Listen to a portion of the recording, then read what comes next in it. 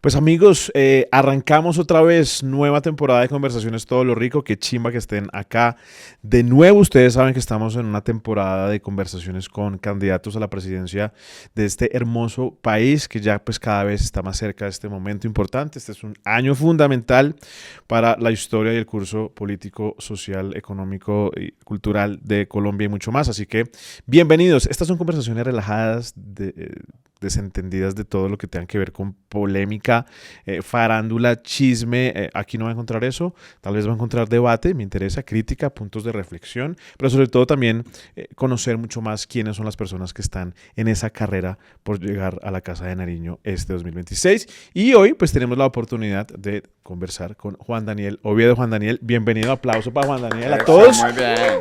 a todos los aplaudimos.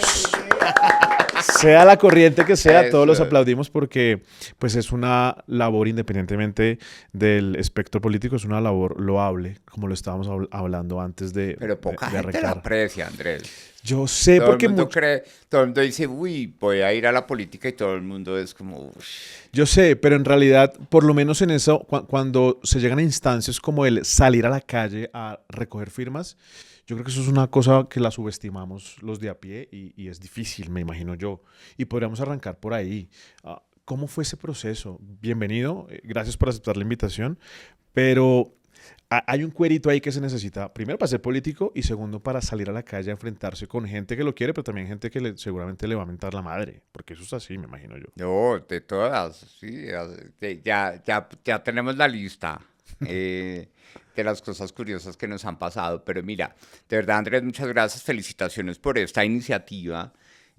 Nos emociona mucho estar aquí en este episodio de Todo lo Rico.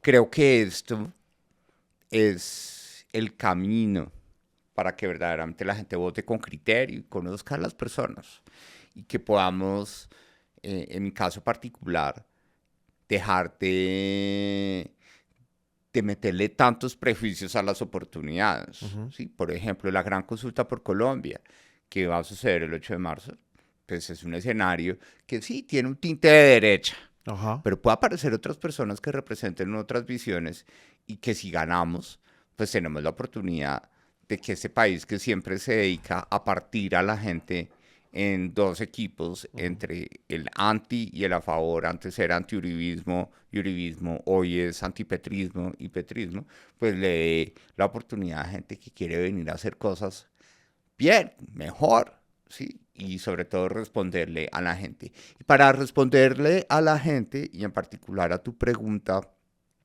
pues salir a la calle es un ejercicio de realidad. Y para mí, hoy, con mucho orgullo, es un ejercicio que me ha permitido acumular una experiencia ya de 7 años Ok. escuchando a Colombia. Claro, no significa que antes a mí no me importara el país, pero durante 7 años he tenido una gran responsabilidad sobre Colombia. Primero, como director del DANE, escuchando a Colombia desde los datos, las encuestas, recorriendo el país y viendo todo este equipo maravilloso de personas que recogen voces y las convierten en indicadores y estadísticas sobre lo que está bien y lo que está mal en el país. Y eso se ha complementado en este ejercicio de participación en política con 3 años, escuchando a la gente para buscar no solo reconocimiento, sino credibilidad. Nosotros creemos que la forma a través de la cual nosotros podemos generar confianza en Colombia es escuchando a la gente. ¿Sí? Y recoger firmas para nosotros ha sido una oportunidad a lo largo de estos 3 años de escuchar a las personas. Mm. En primer lugar, tuve la oportunidad de recoger casi 200.000 firmas aquí en Bogotá para mi aspiración a la alcaldía de Bogotá, que nos llevó al segundo lugar, que se triplicaron. Pasamos de 200.000 firmas a 616.902 votos. ¿Eso fue inesperado para usted? ¿Fue una sorpresa o usted lo esperaba? Nosotros teníamos una meta más alta, Ok, ¿sí? Porque yo necesitaba, sí, quedarte en segundas, pero pasar a segunda vuelta. ya, ya, ya. Necesitábamos 800.000 votos. Y ahí el miedo, el voto útil, sí, el voto en contra de Bolívar, llevó a que mucha gente dijera, ay, Oviedo nos parece chévere, pero pues esta es la tercera de Galán, entonces démosle el voto a él con tal de que Bolívar no asome la cabeza y el petrismo no asome la cabeza en Bogotá. Esa fue como la lógica del voto en Bogotá. Pero después de ese ejercicio salimos otra vez a la calle a recoger 877.777 firmas válidas que queríamos recoger en toda Colombia. Fueron 16.000 kilómetros. Empezamos en Colombia, Huila, ¿sí? Ajá. Porque en Colombia hay un municipio donde la gente se siente doblemente colombiana, Chévere. ¿sí? Pero que es la tierra del olvido. Ok. Y nos marcó muchísimo porque nosotros llegamos allá como con orgullo, es decir, llegamos a Colombia, Huila, porque en Colombia existe un municipio que se llama Colombia. Y nos recibieron con papayera porque éramos la segunda persona más importante que visitaba el municipio después de Luis Carlos Galán en la década de los 80. Wow. ¿Sí? Porque era la primera vez que un aspirante presidencial iba a Colombia, Huila. Entonces, recoger firmas en Colombia también es una oportunidad de escuchar a la gente y entender que la gente en 2022 sí votó cansada, como cansada de esa lejanía que sentía del gobierno, de las soluciones y de las respuestas. Ni siquiera escuchaba un discurso. Le veía era la espalda al gobierno, ¿sí? Que estaba ya en otra realidad. Y Colombia votó en 2022 por un grito, ¿sí? Por una marca, ¿sí? Como por un cambio. Y eso ha tenido efectos en Colombia. ¿Positivos o negativos? Ha incomodado a mucha gente, pero también ha sentido reconocida, ha hecho sentir reconocida a otras personas, ¿sí? Y ese es el problema que tenemos hoy, que a quienes le ha incomodado, en mi caso, me incluyo, una forma de gobernar irresponsable, Ok. indisciplinada, sin escucha, tristemente, y sin trabajo en equipo, muchas personas que se sienten incómodas por un mal gobierno se sienten con la legitimidad de decir que quienes están contentos están enfermos, ¿sí? O son brutos, o son comunistas, o quieren destruir el país, ¿sí? Se nos olvida que antes de Petro había una Colombia completamente desconectada de sus gobernantes. Y él, con su discurso, llamémoslo así como dicen en la calle, con su labia y con su rol de influencer de redes sociales, pues, ha llegado a la gente. Y ese discurso ha prendido una velita, así sea, una velita en la gente. Pero esa velita no es una velita, no es una veladora que aguante tiempo, es una velita que se está consumiendo muy rápido. Y ¿Por se qué? pagó. Porque la realidad de Colombia nos hace ver una contradicción que es como la mezcla de todo lo que hace difícil este proceso político, y es que los problemas económicos hoy están debajo del tapete. El tapete se ve perfecto, aspirado, limpio, ¿sí? Se ve con unas condiciones que generan comodidad a muchas personas. ¿Sí? Lo vimos con el incremento del salario mínimo casi 5 veces por encima de la inflación. Pero espere, Juan Daniel, porque está tocando muchos temas que le voy a preguntar y quiero ir en orden. Hablando de eso, ¿usted qué opinión le merece el gobierno saliente? ¿Y qué opinión le merece el gobierno en donde usted tuvo la oportunidad de llegar a la dirección del DANE, que es el gobierno anterior, marcado además por una pandemia? Pero si pudiéramos rescatar las dos contrapartes, ¿qué rescataría de cada una y qué definitivamente no conservaría? Bueno, pues lo primero es muy en línea de lo que planteábamos en la reflexión anterior, es que ese gobierno, el gobierno del presidente Gustavo Petro, yo lo pongo como un gobierno que que se hizo visible o enamoró a la gente con unas promesas, ¿sí? Con unas promesas bien recitadas. Paz total. ¿Sí? Claro, Colombia todos, no importa nuestra ideología política, todos queremos paz. ¿Sí? Para estar tranquilos, para hacer la tarea. ¿Sí? La tarea puede ser trabajar, puede ser estudiar, puede ser empresa, puede ser investigar, ser profesor, lo que sea. ¿Sí? Pero entonces se juega con la paz total. Después, con sentimientos como queremos ser verdes, limpios. Entonces, potencia mundial de vivienda. Unas promesas en las que la gente se sintió identificada y reconocida, y sobre todo la gente con la que hicieron campaña, que son los nadies, la mayoría del país, a los que nunca les había llegado ni siquiera el eco de un discurso presidencial, sino que estaban allá sintiendo que estaban a la deriva porque había un gobierno que no hacía nada por ellos, ¿sí? Y hay que reconocerle eso a Gustavo Petro, que logró ganar con una promesa que suena bien, pero que tal vez hoy apenas huele relativamente bien para algunas personas, no para todas.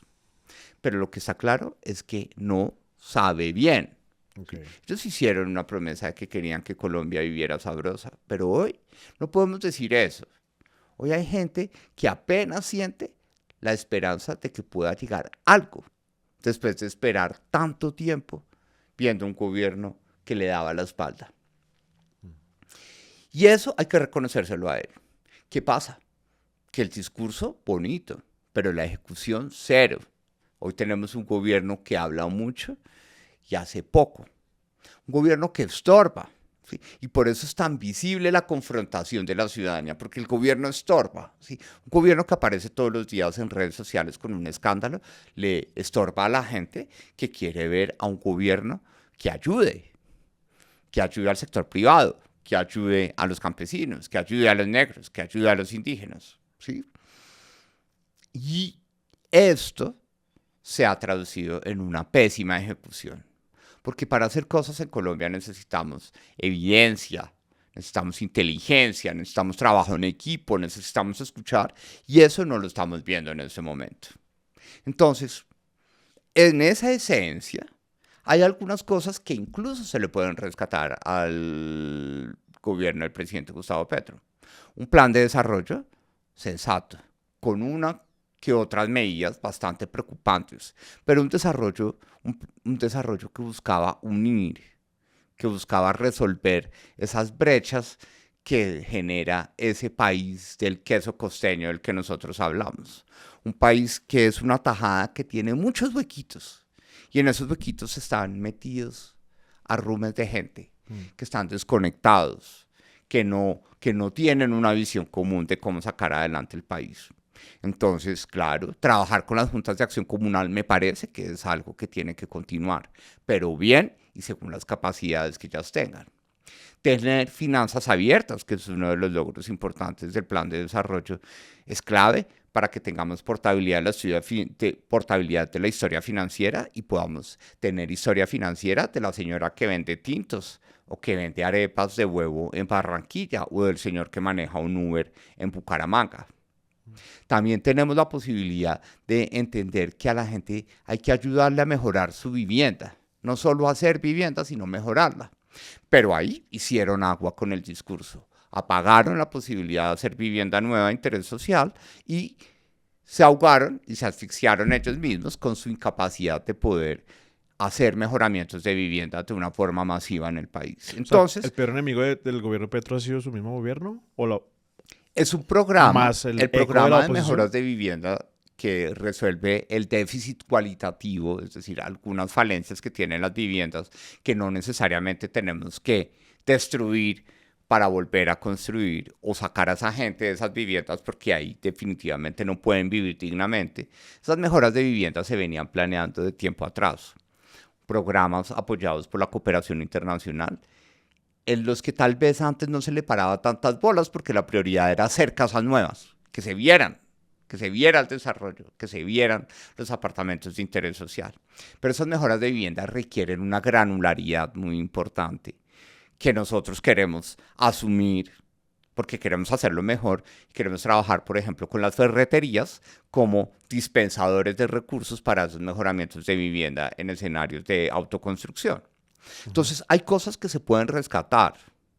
Lo que no podemos permitir es el engaño de la paz total, es que con tal de obtener aplausos internos se ponga en riesgo la estabilidad exterior del país, que pongamos a pelear a los actores institucionales más importantes del país, como son los hogares con las empresas, las empresas con el sector público y el sector público a pelear con algunos actores de la sociedad civil, que en este caso es la oposición.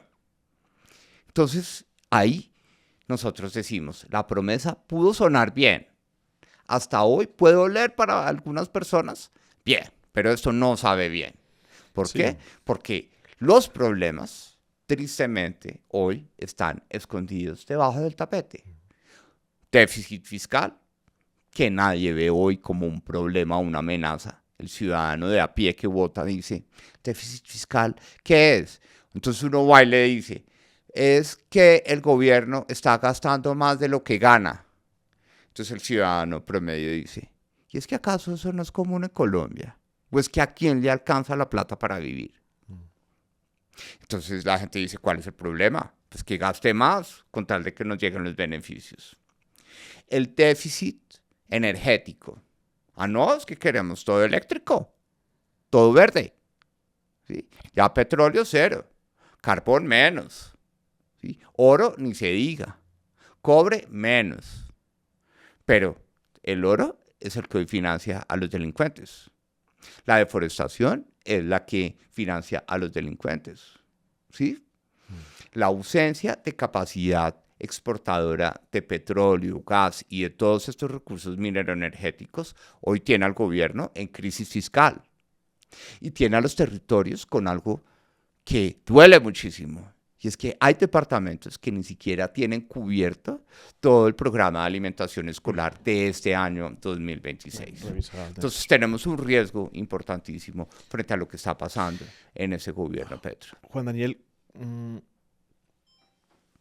¿qué haría usted frente al lío de seguridad? Porque también es otro de esos temas que sí vemos mucho más tangibles las personas que estamos en las calles transitando la cotidianidad, que vemos que volvimos a unas cifras de asesinatos, de muertes que no se veían desde hace muchos años y que nos decepcionamos de esa esperanza de poder tener un país en paz total. Claro que se necesita tiempo, se necesitan iniciativas, se necesita trabajo, pero hoy en día hay un halo, hay un sentimiento de desesperanza con respecto a la seguridad de los colombianos. Sí, sí porque... ¿Qué hacer para solucionar eso? Sí porque... O para mitigarlo, pues. Claro. Lo primero es entender que esto no es simplemente una tabla de indicadores, ¿sí? Porque hoy todo el mundo dice, todo va para arriba, todos los problemas de seguridad van para arriba, ¿sí? Pero lo más grave es que Colombia tiene que entender de una vez por todas que la seguridad es un sentimiento, ¿sí? Y las tablas no sienten, los indicadores no sienten, los que sienten son las personas, ¿sí? Y las personas sí se sienten intranquilas para hacer la tarea, ¿sí? Porque hoy la inseguridad está tan mezclada con la dinámica económica del país que tenemos una mezcla tóxica que ha permitido que esa inseguridad y esa delincuencia articulada con la actividad económica del país nos ponga a decir algo que es muy preocupante, y es que cuando en Colombia hay plata, nadie pregunta de dónde viene.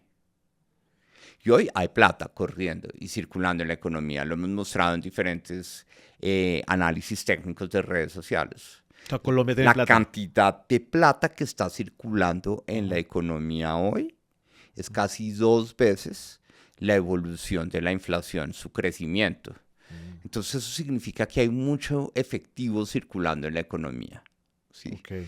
Y la participación del efectivo dentro de todo el Producto Interno Bruto de la economía ha crecido exorbitantemente en los últimos 2 años.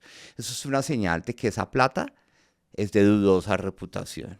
Es plata de los delincuentes que se lava a través del contrabando, que trae cosas, que trae muñecos, que trae forros de celular, que trae televisores, que trae trago de contrabando, que trae cigarrillo de contrabando, ¿sí? Y toda esa plata que la gente gasta comprando esas cosas termina legitimando esos recursos. ¿sí? Entonces, el gran problema de seguridad que tiene hoy Colombia es que ya está metido dentro de la dinámica económica del país y sobre todo la dinámica económica más apartada de las ciudades capitales.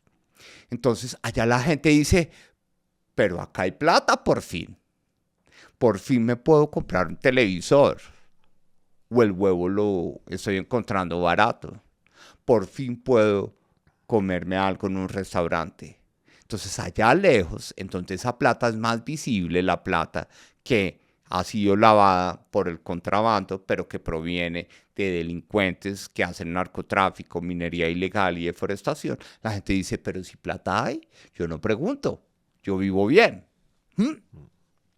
Entonces el problema de seguridad hoy no se puede resumir en palabras simples, en facilismos que los extremos utilizan, como plomo, cárceles, recompensas, Trump. Por Dios, necesitamos entender que si la gente quiere sentirse tranquila y la tenemos engolosinada con una plata que ellos no ven mala vida, porque esa es la estrategia, todo eso sucede debajo del tapete, pues lo que necesitamos es lograr desmantelar esa conexión entre las actividades de los delincuentes y la economía legal. Ahora, Pero hacer eso requiere que tengamos mucha fuerza pública para controlar paulatinamente, según nuestras prioridades, el territorio, pero que tengamos mucha inteligencia económica, financiera, judicial, militar y policial, que articulada a través de herramientas tecnológicas nos permita identificar quiénes son las personas, las empresas y las cuentas que están lavando plata de esos delincuentes, que tenemos que cortar y llegar como Estado a generar garantías para que esa gente no vaya a quedar en el aire sin comer, sin plata y sin empleo, sino que podamos hacer presencia integral del Estado y recuperar la confianza de la gente en la seguridad. ¿hay déficit de fuerza pública? Es decir, las personas, los pelados sueñan con llegar a complementar y alargar las filas de la policía y el ejército con una esperanza de un país mejor, o definitivamente está fallando el sistema de incentivos y está fallando el sistema de profesionalización de la fuerza pública para empezar a hacer que esa cadena, ¿no? Porque todo es una cadena, como la que usted está Me mencionando, encanta como tú planteas la pregunta. Sí estamos fallando en los incentivos. Es decir, hay que mejorar seguir entonces. hablando hoy del servicio militar, por Dios. Es avanzado generacionalmente y tenemos que entender que no podemos ahora salir con discusiones que teníamos en los 80s o los 90s en tiempos en donde teníamos otro tipo de conflicto y necesitábamos tropas masivas, ¿sí? Necesitábamos símbolos sin importar la productividad o la efectividad de esas personas que estaban en la fuerza pública, ¿sí? Hoy tenemos otro tipo de delincuencia, tenemos un oligopolio criminal que también requiere una fuerza pública fuerte, contundente, masiva, incrementar el pie de fuerza, pero incrementar el pie de fuerza no puede ser una medida del pasado de decir vamos a poner el servicio militar obligatorio. Sí. Necesitamos entender que los incentivos económicos juegan un rol muy importante y que la capacidad de desarrollar un proyecto de vida al servicio de la fuerza pública y del país tiene que ser atractiva para muchos jóvenes en Colombia. Y eso implica buscar la plata para que esto suceda. Entonces la plata no lo resuelve todo, pero ese incentivo monetario para fortalecer la incorporación de jóvenes en la fuerza pública y su profesionalización es fundamental. Y de ahí es que decimos, nuevamente, para hablar de seguridad también tenemos que hablar de economía y de plata. Y de plata tenemos que hablar de algo fundamental y con eso cierro, es que esa misma seguridad que queremos fortalecer es la que nos va a permitir reactivar la agenda de aprovechamiento del capital minero energético que tiene el país. Okay. Colombia necesita esa plata para progresar y hacerlo mejor. Ahora que mencionaba armas y plomo y cárceles, no puedo dejar de pensar en Abelardo de la Espriella. Y usted mencionaba en un debate cercano que lo mandaría si quedara presidente usted como embajador de Salvador.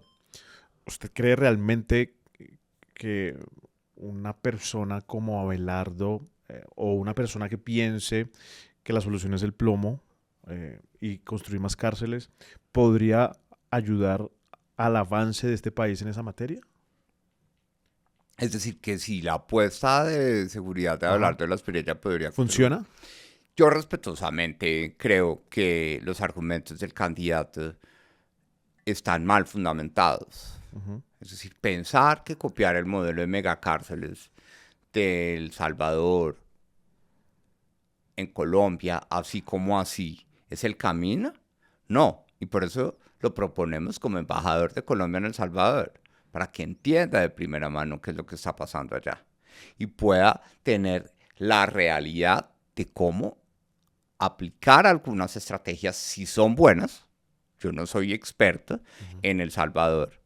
Hay una duda sobre el manejo de derechos humanos de esa estrategia de seguridad. ¿Sí? El sistema de Naciones Unidas la pone sobre la mesa y es el primer elemento que quiere hacer el candidato Abelardo de la Espriella cuando supuestamente, según él, llega al poder y es sacar a Colombia de Naciones Unidas. Algo que me parece inconcebible. Y no estoy de acuerdo respetuosamente en el debate que no hemos tenido, pero sí he escuchado sus argumentos. Lo que no puede pasar es entender o asumir que la criminalidad de El Salvador se parece a la de Colombia. Allá tenemos delincuencia común, allá no tenemos minería ilegal, allá no tenemos deforestación, allá no tenemos control social del territorio por parte de actores al margen de la ley. Porque es que aquí, en el Cauca, ya no andan uniformados. Son civiles, pero la gente sabe que son del Frente de Dagoberto Ramos de las FARC. Lo mismo pasa en Arauca. Son civiles, pero la gente sabe que son algunas personas miembros del ELN. Entonces, es preocupante que nosotros pensemos que lo que pasó en El Salvador simplemente se puede hacer copiar, pegar, como hace uno haciendo un trabajo en Word, aquí en Colombia. No, eso no es el camino. Y además, hacer megacárceles para el volumen de personas sindicadas o condenadas en Colombia implicaría como mínimo esperar 3 años a que veamos la primera. Ujú. Y entonces en el entretanto, ¿qué vamos a hacer? ¿Sí? Y Claro, además del la sistema judicial. megacárcel enamora, la gente se siente berraca, recha, porque sí, vamos a tener una cárcel grande, pero en 3 años. ¿Y en 3 años qué va a pasar? ¿Le han preguntado eso al candidato Abelardo de la Espriella? No sé. Nosotros sí tenemos claro qué va a pasar en esos 3 años, porque vamos a llegar desde el primer día a ser más efectivos con una estrategia clara de entender los problemas económicos, que son la gasolina o el combustible de un problema que crece más en materia de inseguridad, que crece más porque seguimos pensando en el debate político que lo que genera la inseguridad es una guerrilla cualquiera. No. O desde el gobierno, lo más grave, en que estamos asumiendo que la fuerza pública es otro actor armado a la par del ELN o las disidencias de las FARC. Por favor, necesitamos un gobierno que entienda que la fuerza pública colombiana, nuestros ejército, policía, fuerza aérea, armada, son el monopolio del uso de la fuerza y el único actor legítimo de garantizar la protección de la población civil en el país. Porque hoy en el Cauca, las disidencias de las FARC están cuidando a la gente. Y eso no puede pasar en ese país, porque así el Estado nunca va a poder hacer presencia en los 1.103 municipios de Colombia. Usted que ha trabajado con encuestas, que sabe de números, que tiene una maestría en econometría, en matemática, eh, ¿cree en las encuestas? ¿Cuál es la lectura que le da hoy a las encuestas? ¿Qué le dirá a la gente que le para muchas bolas a los números, a las estadísticas, que muchas veces, y se ha comprobado, pues no son reales o sirven para manipular? ¿Y cómo leería esas encuestas actuales en su carrera? ¿No? ¿Cuál es la esperanza? ¿Usted cree que puede llegar? ¿Cómo puede llegar? Claro. ¿Y cómo dejar de, pues sí, no sé si la palabra es polarizar, pero sí cómo empezar a pararle bolas a otras alternativas, como la suya, me imagino? Bueno, lo primero es entender que las encuestas de carácter político o de carácter electoral se hacen con un fin, y es de informar sobre un conjunto de preferencias electorales, ¿sí? Aquí no estamos informando sobre realidades del país. Estamos informando sobre creencias de las personas, sentimientos, preferencias electorales, ¿sí? Entonces, cuando tú dices hay que creer en las encuestas, pues si son encuestas que están ayudándonos a medir hechos objetivos, como por ejemplo la pobreza, o como por ejemplo la calidad de vida de las personas a través de cómo es su vivienda, su nivel educativo o su nivel de salud, hay que creerlas. Okay. Esas encuestas las hace el DANE. Claro. ¿Sí? Por eso es importante una oficina estadística en Colombia que haga cada 2 años una encuesta de cultura política. Porque en la encuesta de cultura política solo se miden percepciones. ¿Qué piensa la gente de la democracia? ¿Cuál es su ideología política de centro, izquierda y derecha? Es el referente principal que se ha hecho cada 2 años en Colombia, que es duro, ¿sí? Porque es como el mapa político del país. Teníamos previsto y esperábamos como usuarios del DANE que a finales de 2025 se hiciera y fuera a campo una encuesta de cultura política para que nos diera resultados a finales de marzo de este año, como se ha hecho en 2019, en 2021 y en 2023, y tristemente eso no sucedió.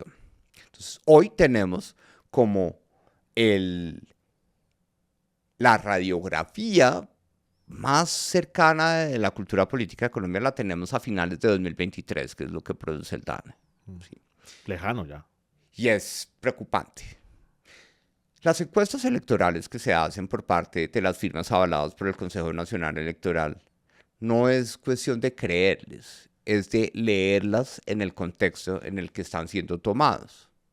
Por ejemplo, las encuestas de Atlas e Intel tienen un algoritmo que busca hacer una foto lo más cercana posible a la realidad sociodemográfica de Colombia a partir de unos parámetros generales que alimenta la empresa. Entonces, la encuesta de Atlas intermide más el sentimiento a flor de piel digital. Ya. Y por eso el resultado más reciente es Abelardo Lasprilla de primeros. Okay. Las otras encuestas que se han hecho hasta el momento están derivadas del marco geoestadístico nacional del DANE que construimos del censo de 2018 y que pusimos al servicio de las firmas encuestadoras para que fueran más cercanas a la realidad de cómo se reparten los problemas o las diferencias entre los colombianos y colombianos. Y ahí es donde aparece Iván Cepeda permanentemente liderando junto con Abelardo Lasprilla en 2 elementos. Entonces, las encuestas no es de decir quién está haciendo trampa o no, o de decir como acusaciones que duelen, como por ejemplo, si el Estado contrata una firma encuestadora, ¿por qué tenemos que decir que automáticamente la firma encuestadora está arrodillada al Estado o al gobierno? Por Dios. Tenemos que creer en el profesionalismo del país, ¿sí? Pero lo que nosotros invitamos es a leer las encuestas en su conjunto. Y en su conjunto, lo que están diciendo las encuestas de forma coherente es que estamos en una democracia adolescente, en un mar turbulento, en el que solo hay 2 tablas de surf, que ya están ocupadas. Una para el que diga Petro, que hoy es Cepeda, y que Cepeda no es como Bolívar, porque a Cepeda lo conocen bien lejos de Colombia, por el pasado del papá. La gente sabe que Cepeda está igual a Petro, lejos, porque tenemos que entender que esos son los votantes también que definen esas elecciones. Y por otro lado, una de todas esas personas inconformes con lo que está pasando en ese gobierno, yo comparto ese inconformismo. Entonces se ubica ahí. Pero ¿qué se creen? El inconformismo frente a un mal gobierno lo comparto. No. Pero hay personas que se creen con la legitimidad de decir que los que se están sintiendo bien son unos brutos o unos enfermos, ¿sí? Y que por eso quieren que llegue un Mesías a que borre todo lo que ha pasado y vuelva a hacer las cosas como antes, a defender la patria, que es Abelardo Lasprilla. Son 2 tablas que ya están ocupadas. ¿Por qué digo que están ocupadas? porque las redes sociales premian, su algoritmo premia la viralidad. El país lleva 3 años largos buscando partir a la sociedad en dos, petrista o antipetrista. Entonces, si usted cree en las EPS y en el régimen de aseguramiento mixto, pero le preocupa la corrupción, nada. Solo porque cree en las EPS, usted es un facho neoliberal antipetrista. ¿Sí? Pero si usted quiere acabar con las EPS porque se están robando la plata y no le importa hacer fila en los medicamentos, petrista. Si usted quiere petróleo, facho, antipetrista. Si quiere solo paneles eléctricos en el techo para que se los roben con los contratos de Euclides Torres, listo, usted es petrista y hay que seguir apoyando a este gobierno. Entonces, todos los problemas del país durante 3 años largos los dividimos. ¿Sí? Y por eso esas 2 tablas de surf están ocupadas. Nosotros estamos aquí para tirarnos a ese mar turbulento, reconociendo que sabemos nadarlo, que sabemos chapolearlo, con disciplina, con trabajo en equipo, escuchando y haciendo lo mejor de como lo han venido haciendo no solo Petro, sino los gobiernos anteriores, porque eso es lo que quiere la gente. ¿Cuál sería el concepto base de gobernabilidad de Oviedo? O sea, así como para Petro fue la paz, para Duque la economía. No, perfecto. El concepto base de gobernabilidad se deriva de nuestra propia promesa de hoy. Nuestra promesa es ofrecerle a Colombia liderar una etapa en la que tengamos un gobierno de estabilización. Que si ese mar está turbulento, yo no me aproveche de la turbulencia y de mi tabla de surf para decir, me importa lo que pase con los demás, lo importante es ganar. Sino de reconocer una propuesta que para muchas personas puede ser humilde, estabilizar Colombia. Pero creo que estabilizar Colombia es el único camino en el que vamos a poder estar bien y hacerlo mejor. ¿Cómo? Escuchando a la gente, reconociendo que Colombia puede sumar entre distintos. Y lo más importante, teniendo 3 prioridades fundamentales. La primera, resolver las amenazas económicas que están debajo del tapete y que van a explotar como minas quiebrapatas en el corto plazo, que son el déficit fiscal, la inseguridad energética y el déficit de inversión.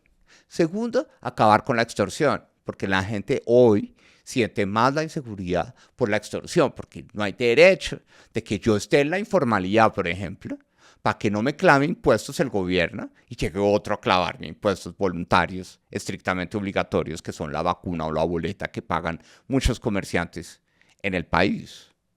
Pero también acabar la extorsión en la política, ¿sí? Porque lo que está pasando hoy con el gobierno nacional y los gobernadores y los alcaldes y las regiones es supremamente cruel. No puede ser posible que hoy Santander no exista en el futuro de infraestructura de Colombia porque al presidente Petro no le cae bien el gobernador de Santander.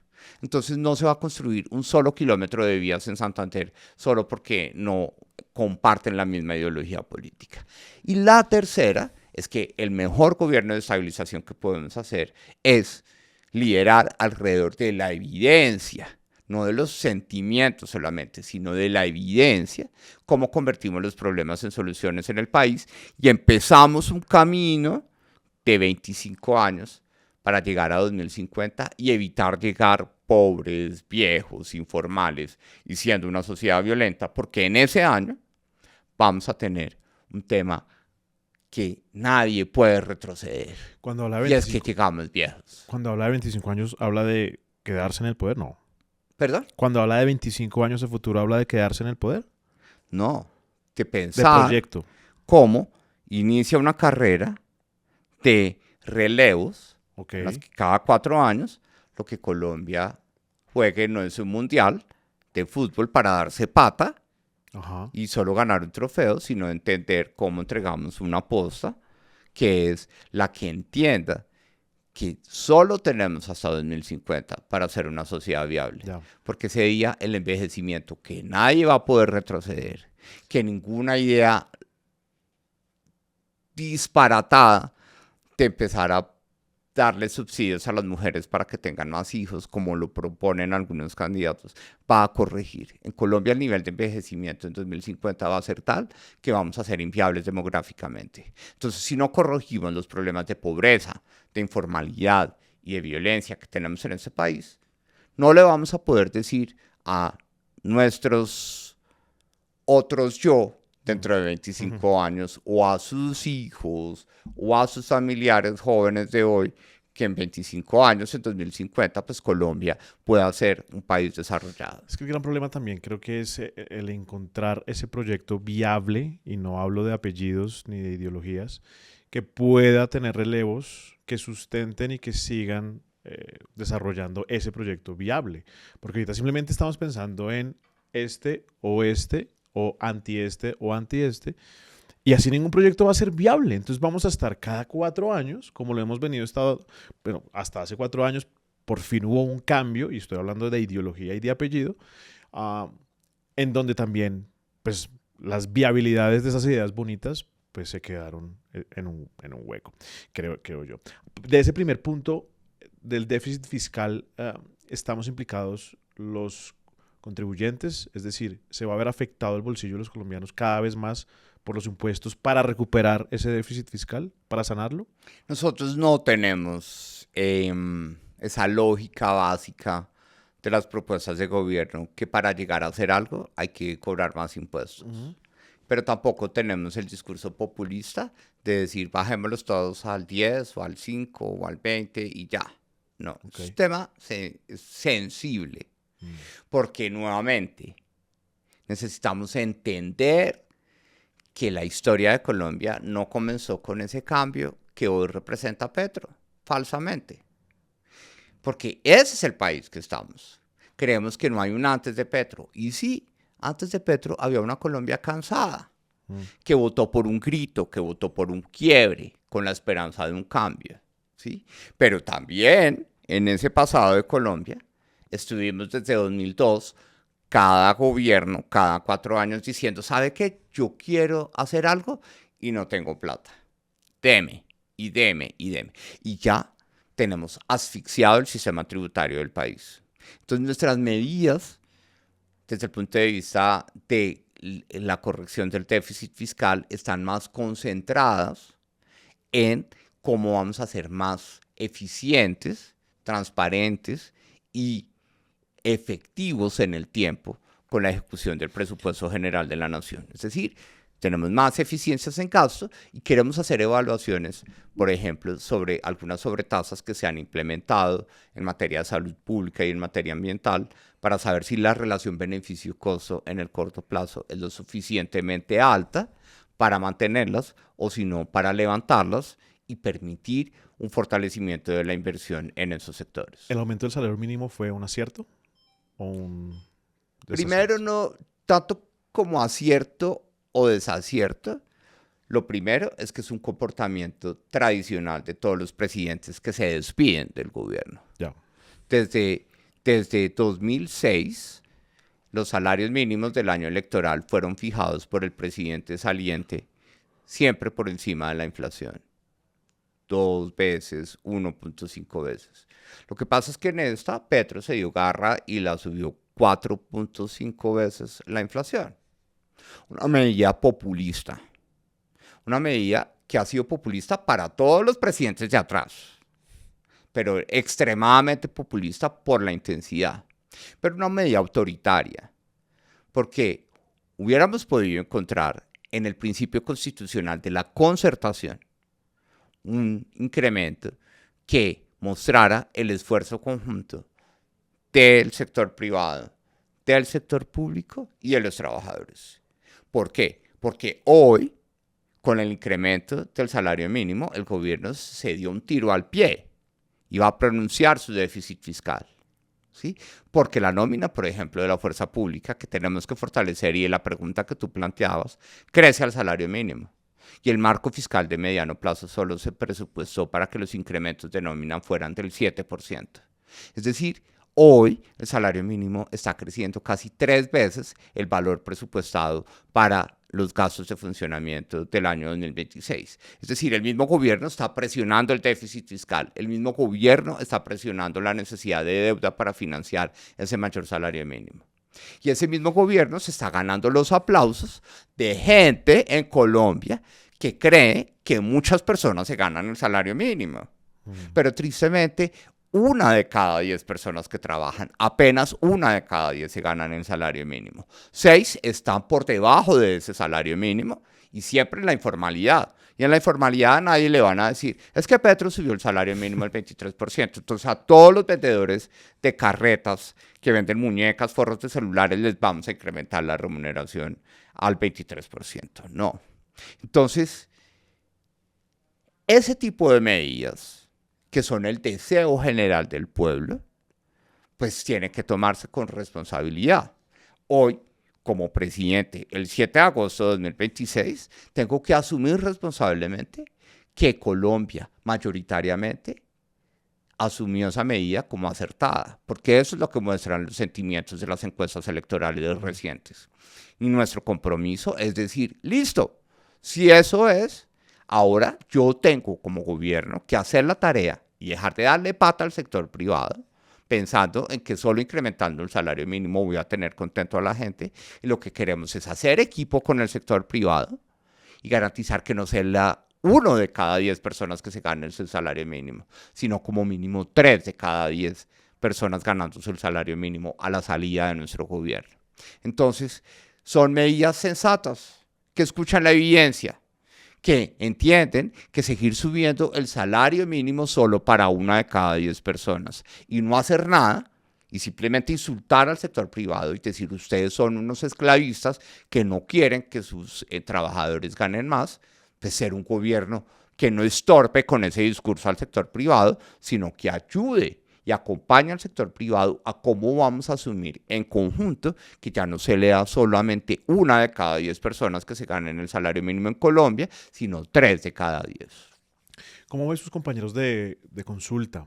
Y viendo el reciente debate del Tiempo, de RCN, de la FM, de City TV, pues quedaron en evidencia muchas cosas, entre ellas la percepción que tienen muchos de sus compañeros sobre el genocidio en Gaza. Y hay que decirlo, usted fue una de las 2 personas candidatas que reconoció que sí es un genocidio. ¿Por qué cree que sus compañeros respondieron eso? ¿Cree que sus compañeros están distanciados de la realidad, no solo del país, sino del mundo? ¿Y cómo se siente en esa consulta? Bueno, mira, qué bueno que me lo preguntes porque a mí me ha dado muchas vueltas eso. Porque lo primero es que automáticamente en Colombia el clima está no en el de la racionalidad de algunas personas, sino es que si tú dices sí, eres petrista. Y si dices no, eres antipetrista. Está totalizada la opinión. Alrededor del genocidio en Gaza. ¿Sí? Es la evidencia de lo que decíamos en nuestro discurso de cierre en el gran debate. Nos hemos dedicado a partir ese país en 2. Entonces tiene que ser o petrista o antipetrista. Entonces cualquier cosa, cualquier posición económica, ideológica, política, de infraestructura, tiene que ser petrista o antipetrista.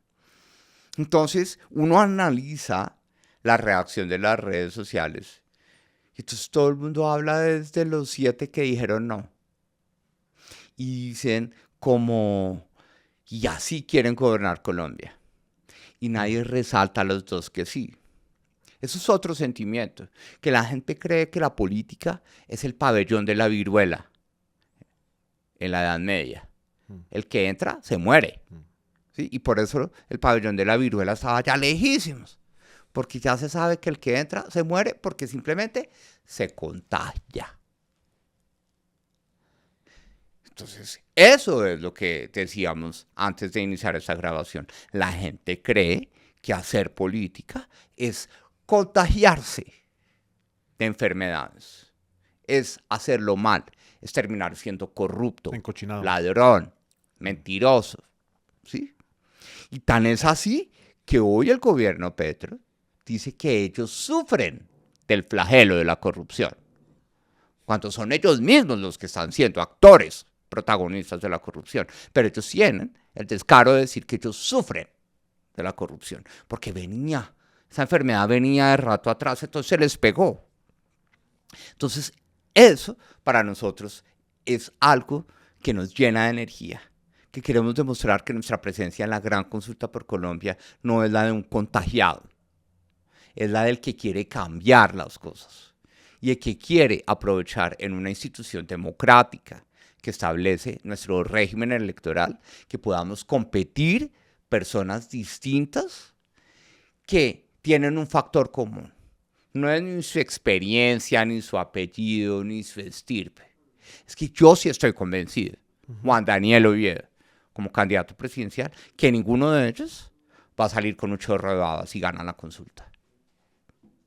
Va a ser una propuesta clara que va a tratar de llevarnos a mirar hacia adelante. Pero lo que yo quiero es llegar a competir para ganar esta consulta. Yo no voy a arriesgar mi patrimonio y mi trayectoria profesional en ese país que cree que entrar a la política es entrar al pabellón de la viruela y contagiarse de todos los males, ¿sí?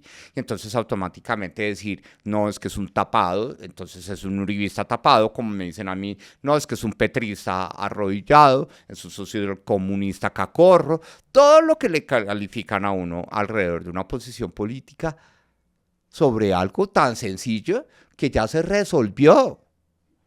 El sistema de Naciones Unidas, nuevamente, del que nos quiere sacar a Abelardo de la Espriella, convocó a una comisión internacional de expertos independiente, los sabios del tema del genocidio, y dieron un informe y un dictamen que dijo, sí, lo hubo, punto, no hay discusión, sí hubo un genocidio en Gaza, que la historia del conflicto, que el dolor, todo. Sí, eso puede generar posiciones, la visión de la historia que nosotros planteemos, pero sobre lo que pasó, sobre los niños, niñas y personas que murieron durante 145 días, y que alguien diga, experto, que es un genocidio, que aquí lo neguemos, no puede pasar. Absurdo, es absurdo.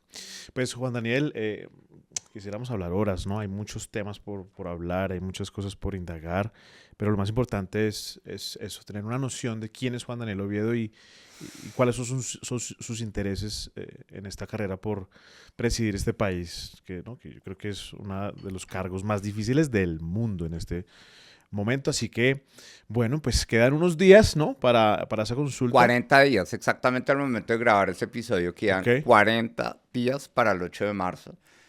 Y para votar las consultas. ¿Y las otras orillas cómo las ve? Claudia López, Fajardo. Bueno, ya sabemos las dos que están establecidas. Bueno, pero... yo recientemente expresé públicamente una reacción frente a Sergio Fajardo. Ajá. Yo lo respeto a él muchísimo. ¿Sí? Yo también respeto a Claudia López. ¿Sí? Y tengo, llamémoslo así, un sentimiento de reconocimiento de su gestión en la alcaldía, de la trayectoria de Sergio Fajardo. Pero, y les deseo que si se van a unir, que se puedan unir y que puedan competir entre ellos dos. Pero lo que no quisiera es que empecemos a calificar a la gran consulta por Colombia como el pabellón de la viruela. Ok. ¿Sí? De que si según él hay visiones o personas que representan extremos, que él llama, considere que toda la consulta representa los extremos. ¿Por qué? Porque antes del 8 de diciembre, que era la fecha límite para saber si expresábamos contundentemente el interés de las consultas, ¿sí? Tuve conversaciones muy profundas con Sergio Fajardo y respetuosas, en las que él consideró útil que personas como Vicky Dávila, Aníbal Gaviria, David Luna, Mauricio Cárdenas, Juan Manuel Galán y yo dejáramos de lado nuestras candidaturas para sumar a la suya. Y ahí sí no éramos extremos. Entonces lo que yo quisiera entender es qué pasó del 8 de diciembre a la fecha en la que estamos grabando este episodio para que ahora califique a todos por igual. Como una representación de los extremos. Y nuestro mensaje es, estamos aquí para competir, para ganar, y que por fin una visión de centro no muera espichada y no pierda espichada entre los extremos, como siempre le pasa, porque siempre pierden los mismos en Colombia, y el centro está en ese club hasta 2022. Perdió en 2022. Nosotros queremos que en 2026 el centro pueda ganar y que gane otra visión sensata, que deje de lado el afán de descalificar todo y que entienda que hoy Colombia quiere estar bien. Y para estar bien necesitamos hacerlo mejor. Necesitamos un mejor gobierno. Un gobierno que le hable claro a la gente, que deje de extorsionar la política y finalmente que se dedique a hablar menos y a hacer más. Y eso es lo que nosotros queremos liderar. Si ustedes quieren entender de verdad qué es lo que les está pasando, es importante que acudan a un especialista. Por eso ahora en tuxicologo.com hay una nueva herramienta que está en un botón que tiene el nombre de orientación inicial. Allí hay un psicólogo que les puede resolver todas sus dudas e inquietudes y a su vez los puede orientar con el psicólogo que más se alinea a su dificultad o problemática. Voy a cerrar este segmento del episodio con unas preguntas, todo lo rico que siempre hago para conocerlo más a ustedes de otros frentes. Una comida que le parezca sobrevalorada a Juan Daniel Oviedo. ¿Perdón? Una comida. ¿Comida? Un plato colombiano que usted diga esto está sobrevaloradísimo. Puede ser sincero aquí, este es un espacio seguro, libre de culpa. Que esté sobrevalorado. Por todas las diferencias que genera la pizza hawaiana. ¿No le gusta? Sí. Divide al país, ¿sí? Con piña o sin piña, pero no, a mí no me llama tanto la atención eso de la piña con jamón. Ok, ¿cuál es su desayuno perfecto? ¿Mi? Desayuno. Güey, mi desayuno perfecto depende. Entre semana, un café, un yogur, Ajá. porque yo no sé cocinar, entonces solo sacar de la nevera la máquina del café, un yogur y una fruta. Pero los fines de semana, chévere que pueda haber sándwich de jamón y queso o un huevito. ¿Por qué no cocina? ¿No le gusta o le da pereza? Soy pésimo en cocinar. Casi incendio el apartamento de mi mamá por querer ser autónomo en mi época universitaria con unas papas fritas precongeladas. Ya. Puse a calentar el aceite y me fui a hablar teléfono y casi incendio la casa de mi mamá. Entonces le cogí distancia a la Sí, cocina. hay personas que sencillamente no sirven para la cocina, eso está clarísimo. ¿Tiene algún placer culposo musical? Placer culposo. ¿O algo que le dé pena admitir que le gusta? No, no me da pena. Ajá. No me da pena.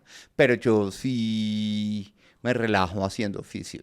Ajá. Entonces, si yo logro como poder reflexionar sobre mis problemas y mis cosas, como organizando mi closet, Ya. Trapeando. barriendo, trapeando, ¿sí? Ahora que Elizabeth está de vacaciones, por sus vacaciones anuales, pues entonces lavando, lavando ropa y doblando así como en mi época universitaria y queriendo mirar todo como si estuviera planchado, pero todo está arrugado, pero uno dice, ya Está lo bien. planché, no voy a planchar. ¿Pero qué oficio si no le gusta?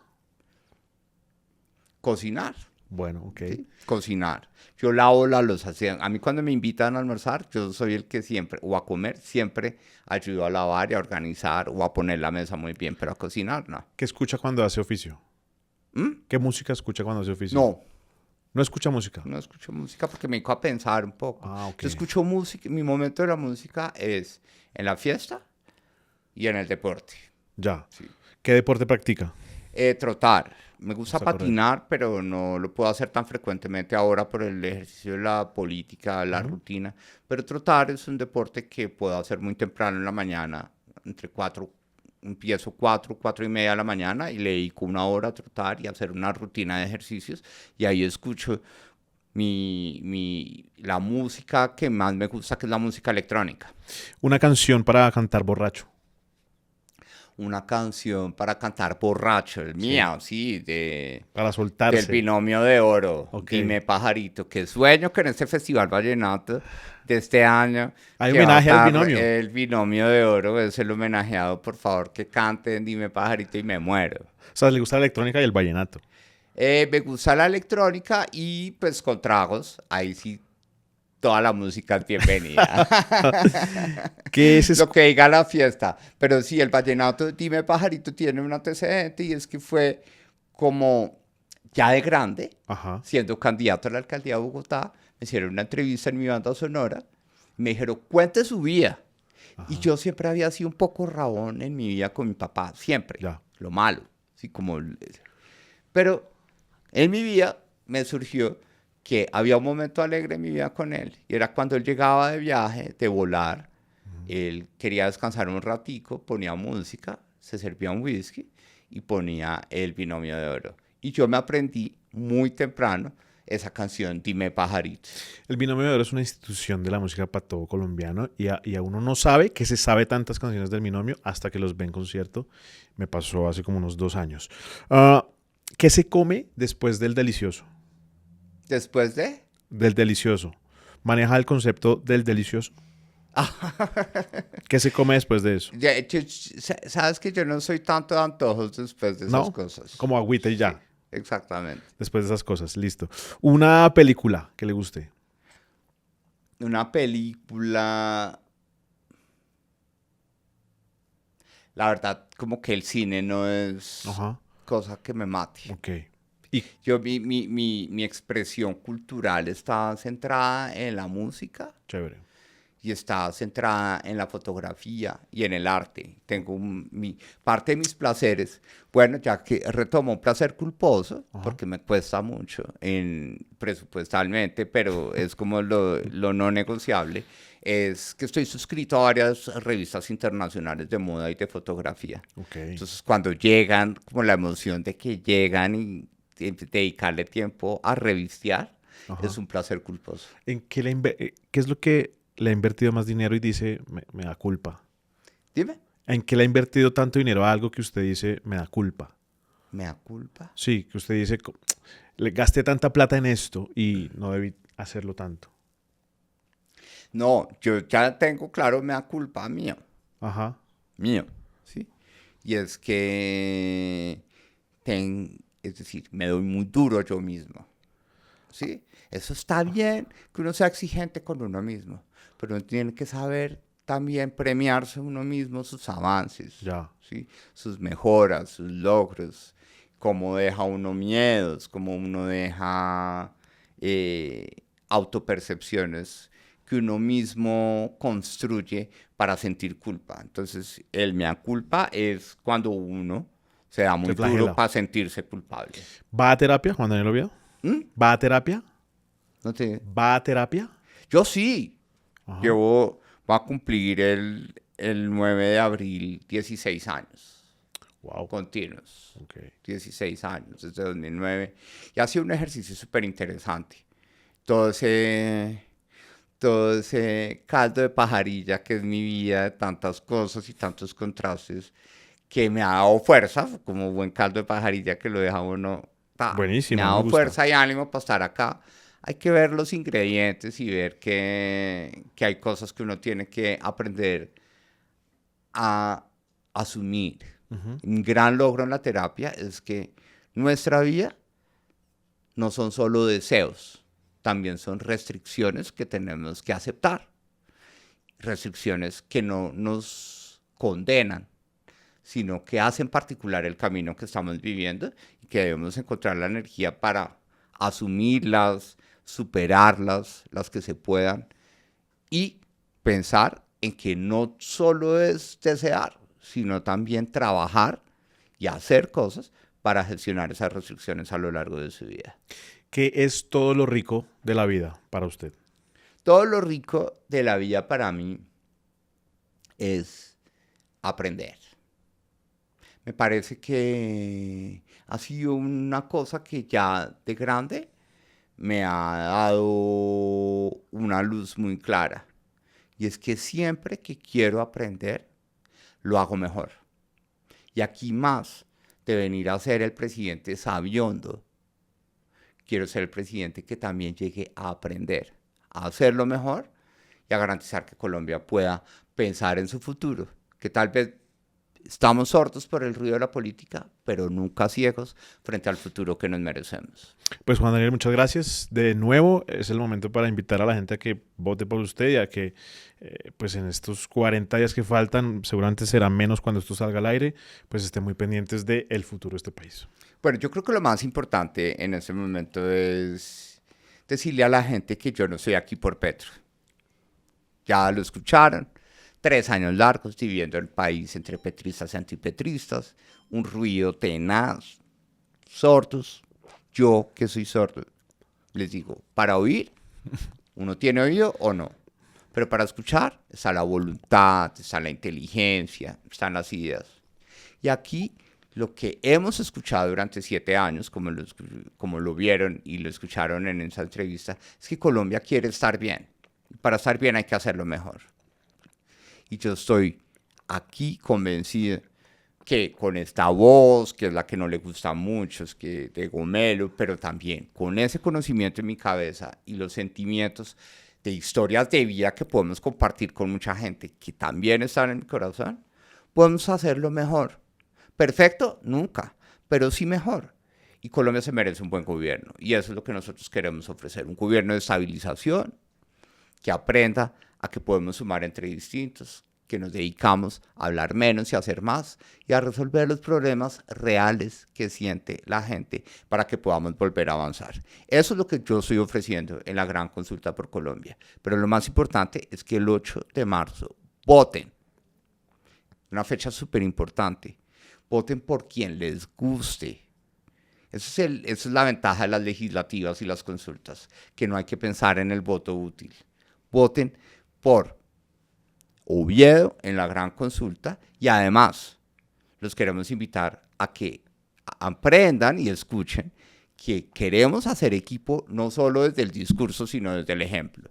Y tenemos una lista de Oviedo en la Cámara de Representantes por Bogotá, liderada por una mujer con una causa fundamental alrededor de la niñez, Paula Moreno, que se llama La Lista de Oviedo con toda por Bogotá, y tenemos una lista al Senado de 8 personas maravillosas, también lideradas por una mujer, Betsy Martínez, con otra causa, la violencia contra la niñez. Y se llama La Lista de Oviedo con toda por Colombia. Así que el 8 de marzo pueden facilito ir por el rayito en todos los tarjetones que les van a entregar y hacer parte de ese equipo que quiere llegar a definir un presidente que hable menos y haga más y sobre todo que lo haga mejor.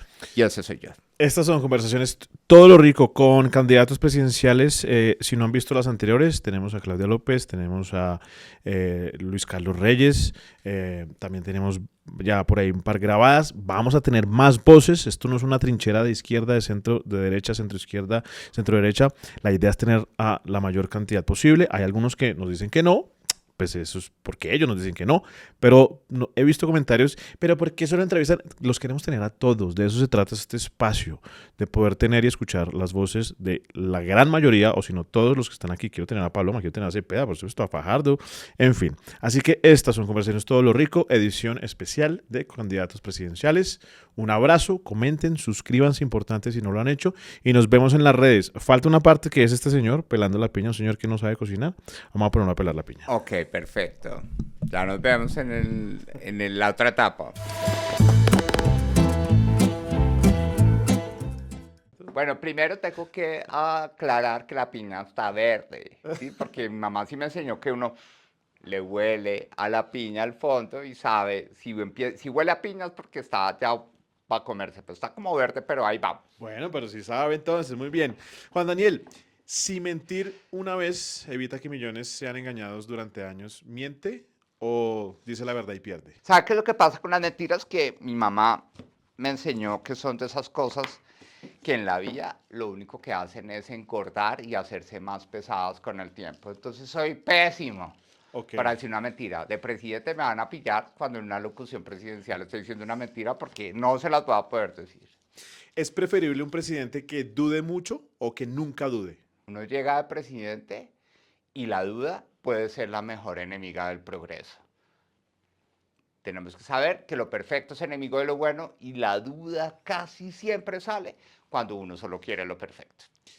Si para salvar a Colombia tuviera que cargar con el odio de la mitad del país, ¿lo asumiría o buscaría gustarle a todos? Yo creo que eso no es ni la forma de salvar a Colombia y el odio no es de aguantar. Es de entender que uno tiene que ganar legítimamente en mayorías para lo que siempre hemos dicho, no que venimos a salvar a nadie, venimos a hacerlo mejor. ¿Cuál es la estadística más chévere que tiene Colombia? Hay una que a mí me parece que es un motivo de orgullo, y es que en Colombia, como el trabajo es tan difícil de conseguir, la gente lo valora tanto que no importa perdón la grosería, que esté comiendo mierda en el trabajo, la gente se lo agradece a Dios o a la vida, no importa cuál sea su trabajo. Por eso es que está la explicación de que somos uno de los países más felices del mundo, porque la gente cuando tiene trabajo, no importa lo que trabaje, se siente feliz y agradecida con la vida. ¿Pero usted cree que eso le pasa a las nuevas generaciones o ya eso de la No, ya no le pasa a las nuevas generaciones, obviamente. Hoy el trabajo, y ese es el gran desafío de nuestro gobierno, el trabajo tiene que entrar a responder a esas nuevas decisiones de una juventud que no necesariamente se quiere comprometer o encontrar en el trabajo una forma de expresar su vida, sino una herramienta para hacer su vida en otras dimensiones. Y eso es lo que tiene que reformarse en la educación y en las vocaciones productivas del país. ¿Qué engaña más al país? ¿Una mala estadística o un buen discurso? Yo creo que un buen discurso, y eso es lo que nos tiene así, un poco sordos y ciegos en lo que está pasando en este momento en Colombia. Un consejo para alguien que quiera entender de política, conocer por quién votar y dejar la polarización a un lado. Votar por el que les guste. ¿Sí? No importa que les digan lo que les digan mamertos o fachos o lo que sea. Si a ustedes les gusta una persona, vote por ella. La democracia está hecha para que la gente vote por el que le gusta. La democracia empieza a fallar cuando la gente empieza a votar en contra de algo. Porque votar es la opción de elegir un camino, no de quitarle el camino a los demás. Una reforma que sea fundamental en su gobierno. La reforma educativa para poder tener el aprendizaje a lo largo de la vida. La reforma a toda la dinámica financiera. Yo le quito el corazón porque me destruye la lengua. Wow, primera vez que a alguien le quita el corazón, muy bien.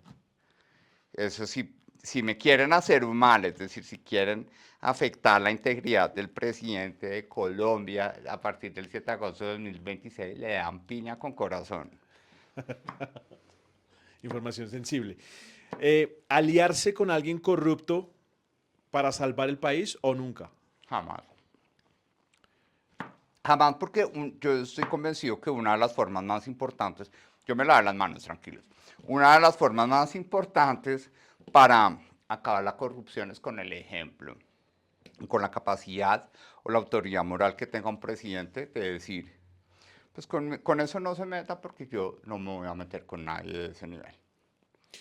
¿Comprar 50 votos para evitar que otro compre 50.000 o no comprar nunca? Nada. Está tan sobrevalorado ese efecto de la compra de votos. Obvio que sucede, lo hablábamos antes, pero ni la plata ni la inteligencia de la gente dan para que todo el mundo se coma ese cuento de que comprar el voto es la forma como funciona la democracia. ¿Sacar una política impopular sabiendo que pierde votos? Sí, ¿Cómo hay cuál? cosas, por ejemplo, estamos preparados para eso. La edad de pensión. Vamos a tener que hablar de eso. Hoy nadie se atreve. En el gran debate de la gente nadie se atrevió a decir que hay que subir la edad de pensión. Pero hay un dato que nos respira en la nuca. Vivimos más. Y si vivimos más, ya los 57 años de la mujer y los 62 del hombre nos están quedando cortos. Pero eso en Colombia tiene una connotación moral. Porque si a la mujer no hemos sido capaces de darle trabajo, ¿cómo le vamos a decir que la vamos a pensionar más vieja? Por eso hay que hablar y hay que definir cuándo, pero no podemos hacernos los sordos y los ciegos frente a la necesidad de que envejecemos y la edad de pensión se tiene que ajustar. ¿Gobernar por decreto si el Congreso bloquea todo? Gobernar es el arte de buscar que las cosas sucedan respetando las instituciones. Y por consiguiente, decretos, vamos a hacer muchos. Pero lo sustantivo que tenga que ir al Congreso, allá, más que querer imponer, lo que vamos es a entender que tenemos que hacer equipo y definir acuerdos, consensos, que requieren sacrificios también de la visión de gobernar. Porque lo que pasa también en Colombia es que el que llega a gobernar como presidente quiere siempre imponer su visión y no escuchar detenidamente los argumentos que se dan en el Congreso. ¿Le dolió no ganar la alcaldía? Obvio que me dolió. Me dio una tusa tremenda. Pero en esa tusa entendí algo muy bonito y es que lo que hicimos en Bogotá tuvo eco en todo el país. Y eso es lo que nos tiene vivos hoy. Que la gente encontró que una persona, ahí imagínense, el del DANE, se puso a la tarea de salir a la calle, de gritar, de escuchar, de pedir el voto y que haya logrado sin estructura política la segunda votación más importante del país. Es como si toda Bucaramanga hubiera votado por Oviedo a la presidencia. Es un avance importante. Significa que la política se puede hacer bien. Un político que le caiga mal. O no le caiga tan bien. Con piña todo entra más suave. Hay varios en la lista, pero estamos compitiendo, entonces mejor competir sin agredir es nuestro lema. Pero diga una pista. Despuésito, con unos traguitos, no con la piña, con unos traguitos le aflojó la lengua. Debemos darle ron, claro. Y uno que le caiga muy bien. David Luna me cae bien. Bueno. Sergio Fajardo me cae bien, pero a veces no lo entiendo. Me parece como, a veces puede ser contradictorio.